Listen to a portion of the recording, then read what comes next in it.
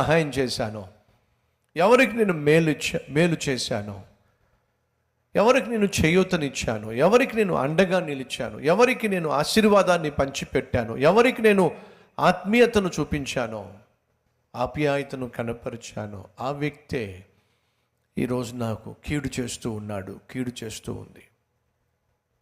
ఏం చేయాలి? దావీదు పరిస్థితి అదే.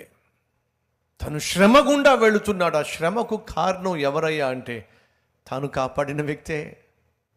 ఆ శ్రమకు కారణం ఎవరయ్యా అంటే తాను ప్రేమించిన వ్యక్తే, తాను అండగా నిలిచిన వ్యక్తే, తాను ఆదుకున్న వ్యక్తే, తనకు ఆప్తుడుగా ఉన్న వ్యక్తే, తన కూతుర్ని ఇచ్చిన వ్యక్తే తనను చంపాలని ప్రయత్నం చేస్తున్నాడు.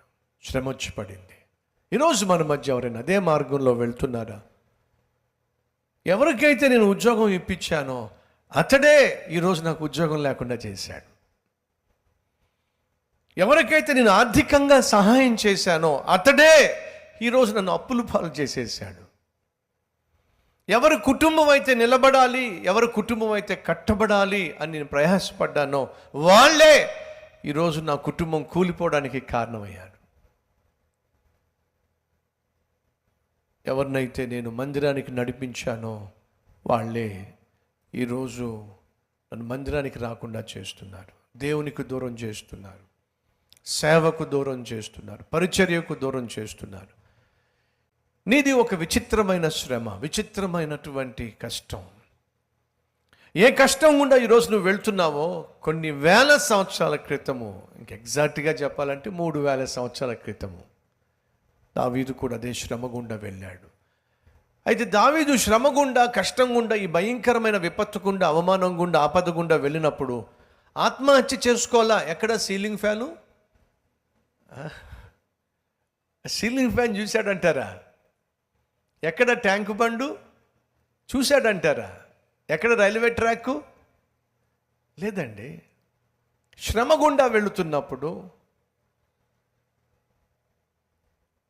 బైబిల్లో ఒక చక్కని మాట ఉంది. శ్రమకాలమున, కష్టకాలమున నువ్వు కృంగిన ఎడల ఏమిటట? చేతగాని వాడివైపోతావు. శ్రమ వచ్చినప్పుడు, కష్టం వచ్చినప్పుడు నువ్వు కృంగిపోయినట్లయితే నువ్వు చేతగాని వాడిగా మిగిలిపోతావు. నువ్వు నేను చేతగాని వారమే కానీ మనం విశ్వసిస్తున్న దేవుడు మాత్రము సమస్తము చేయగలిగిన మహా గొప్ప దేవుడో. కాబట్టి నీకు చేతగానప్పుడు కొన్నిసార్లు ఈ మాట అంటూ ఉంటాం, నాకు చేతగాట్లేదండి. ఏమిటి? నాకు చేతగాట్లేదండి అంటే అర్థం ఏమిటి? వంట గురించి మాట్లాడట్లేదు సిస్టర్స్, అలా అనుకుంటున్నారా? బ్రదర్స్, చేత కావట్లేదు అర్థం ఏమిటి? నా వల్ల కావటల్లా, అంతేగా? నా వల్ల కావటల్లా, ఐఎమ్ హెల్ప్లెస్, నా వల్ల కావటల్లా. ఆ మాట ఎప్పుడు అంటాం మనం? అన్ని ప్రయత్నాలు చేసినా, ఎన్ని ప్రయత్నాలు చేసినా ఇక నీ వల్ల కానప్పుడు అదే విషయమైనా సరే. ఈరోజు మన మధ్య అలాంటి వాళ్ళు లేరా? అన్ని ప్రయత్నాలు చేశాను అయినా నా వల్ల కావటల్లా, ఇక నాకు చేత కావటల్లా. ఎస్, కొన్ని సందర్భాల్లో దుర్మార్గుడైనటువంటి భర్తతో కాపురం చేయటం అనేక మంది సహోదరులకు చాలా కష్టం. కాబట్టి సాధారణంగా తమను ప్రేమించే, అర్థం చేసుకునేటటువంటి ఆప్తులు కానీ ఆత్మీయులు కానీ ఉంటే వాళ్ళు గోడు చెప్పుకునే ప్రయత్నం చేస్తూ ఈ మాట అంటారు. ఏమిటి? వదిన నాకు చేత కావటంలా, అక్క నాకు చేత కావటంలా, ఈ మనిషితో భరించటం నా వల్ల కావటంలా, ఈ మనిషితో కాపురం చేయటం నాకు చేత కావటంలా. ఈరోజు ఎవరైనా అటువంటి పరిస్థితి గుండా వెళుతున్నారా? కొన్ని సందర్భాల్లో బిడ్డలు చేసేటటువంటి ఆగడాలు, బిడ్డలు సృష్టించేటటువంటి అరాచకాలు, బిడ్డలు తీసుకొచ్చేటటువంటి అవమానాలు, బిడ్డలు కలిగించేటటువంటి ఆందోళనలు, ఇవన్నీ మూకుమ్ముడుగా మీద పడుతున్నప్పుడు నాకు చేత కావట్లా. ఏమిటి చేత కావట్లా? పిల్లలను ఎలా పెంచాలో నాకు చేత కావట్లా. అన్ని ప్రయత్నాలు చేస్తున్నా సరే, అన్ని విధాలుగా ఒక మంచి తండ్రిగా, ఒక మంచి తల్లిగా నా ప్రయత్నం నేను చేస్తున్నప్పటికీ ఎందుకో నా కూతురు నా మాట వింటల్లా, నా కొడుకు నా మాట వింటల్లా. నా కుటుంబాన్ని కట్టుకోవాలని చెప్పి, నా భర్తకు ఒక మంచి భార్యగా, నా భార్యకు ఒక మంచి భర్తగా నేను ఉండాలని చెప్పి శతవిధాల ప్రయత్నం చేస్తున్నాను. అయినా ఏమిటో నా కుటుంబం మాత్రం కట్టుబట్ట నా వల్ల కావటల్లా, నాకు చేత కావటం లేదో అనే పరిస్థితి గుండా ఎవరైనా వెళుతున్నారా? దయచేసి వినండి. దావీదు పరిస్థితి కూడా అదే. తనకు చేత కాలేదండి, తన వల్ల కాలేదండి. ఎలా ఈ మనిషి దగ్గర నుంచి నేను తప్పించుకోవాలి? ఎలా ఈ మనిషిని నేను భరించాలి? వాస్తవంగా దావీదు పరిస్థితి చేతగాని పరిస్థితి కాదు, కానీ చేయకూడని పరిస్థితి. ఏమిటంటే సౌలును చంపడం దావీదుకు చేతగాంది కాదు, కానీ చేయకూడంది.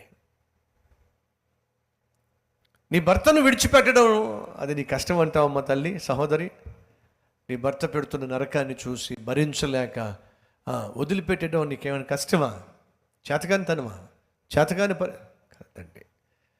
విడిచిపెట్టేయగలవు, నీకు చేతనవుతుంది, కానీ అది చేయకూడదు. నీ భార్యను వదిలేయడం నీ కష్టం అంటావా? చూసావు, భరించావు, సహించావు, ఇక నీ వల్ల కావడం లేదని నీకు అనిపించింది, విడాకులు ఇవ్వడం పెద్ద కష్టం అంటారా? అదేమన్నా చేతగాని పని అంటారా? చాలా సులభం అండి, కానీ అది చేయకూడని పని. సౌలును చంపేయడం దావీదుకి ఏమాత్రం అండి, చాలా సింపుల్, కానీ చేయకూడని పని. అతడు అభిషేకించబడ్డాడు. అభిషేకించబడిన వాడిని నేను చంపకూడదు. చేయకూడని పని. తన శరీరానికి తాను లోబడక తన ఆత్మీయతకు తను లోబడ్డాడు. కాబట్టి ఏం చేశాడంటే, ఒకవైపు ఇతన్ని నేను చంపగలను, కానీ చంపకూడదు. నేను ఎవరి ప్రాణాన్ని అయితే కాపాడానో అదే మనిషి నా ప్రాణం తీయాలని ఆశపడుతున్నాడు. ప్రభువా, నాకు చేత కావట్లేదు. ఈ మనిషి మనస్తత్వం ఏమిటో అర్థం చేసుకోవడం నాకు చేత కావటం లేదు. ఏ తప్పు చేయనటువంటి, ఏ నేరము చేయనటువంటి నన్నెందుకు చంపాలనుకుంటున్నాడో, నన్నెందుకు పొట్టను పెట్టుకోవాలనుకుంటున్నాడు? అతని సింహాసనాన్ని నేను కోరుకోవటం లేదు. అతన్ని ఏదో ఆ సింహాసనం నుంచి త్రోసేసి బలవంతంగా నేను అక్కడ కూర్చోవాలని ప్రయత్నం చేయటం లేదు. అయినా నన్ను చంపాలనుకుంటున్నాడు. నా వల్ల కావటం లేదయ్యా. అది పరిస్థితి. ఏం చేశాడు? తన వల్ల కాని పరిస్థితిలో, నాకు చేత కావట్లేదు ప్రభు అనే పరిస్థితిలో తను ఏం చేశాడట? 4వ వచనము, ఆ తర్వాత 5వ వచనము.